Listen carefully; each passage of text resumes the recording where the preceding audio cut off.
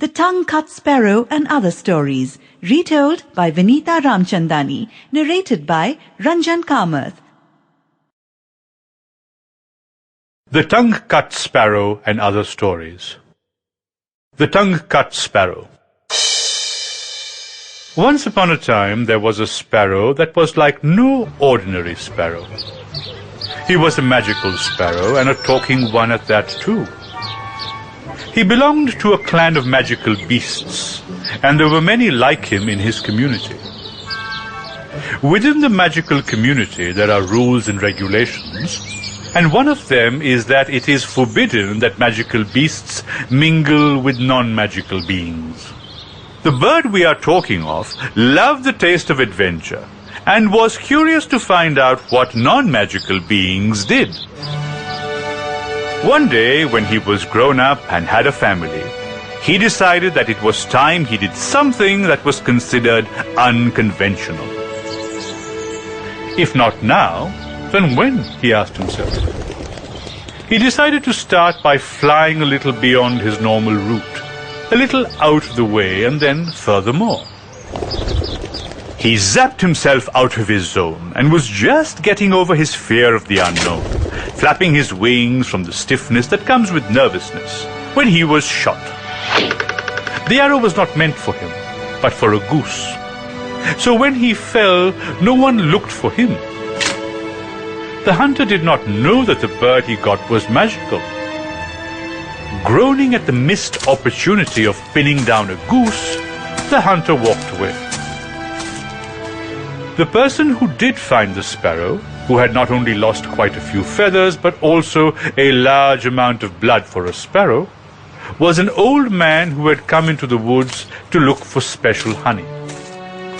He hadn't found the honey, but when he saw the sparrow, he decided to take him back home. He decided to help the sparrow, even though he knew he would get into big trouble. Not only was his wife mean-mouthed and grim, she also disliked any other living being besides herself. Moreover, with an injured bird in hand, he would not be able to look for the honey his wife had asked for.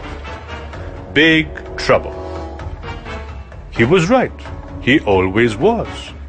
The old man got an earful to hear from his wife.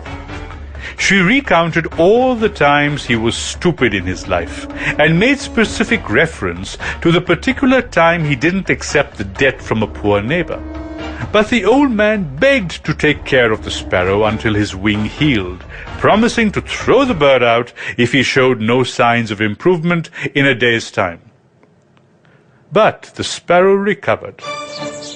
Sometimes, love is all it takes to heal even physical wounds. The man knew no magic as such, but the sparrow felt the love and gentleness that the man poured as he tenderly tended to his wing. He was a magical bird, and when he knew that it was safe, he let the love kindle his healing spirits.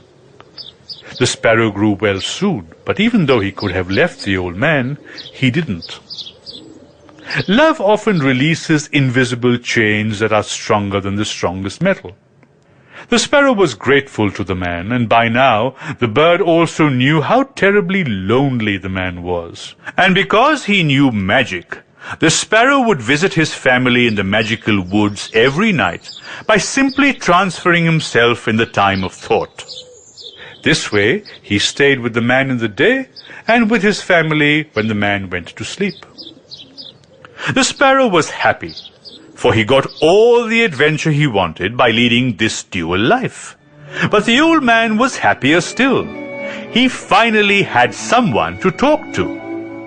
Neither minded the grumpy woman, because they could now ease time by swapping their "Oh Lord, not again" look at each other.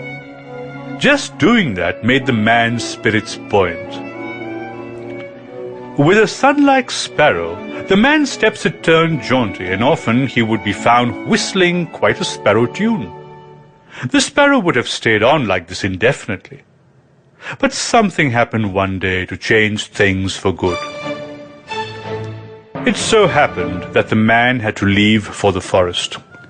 He forbade the sparrow from accompanying him because he feared the bird being Sample complete.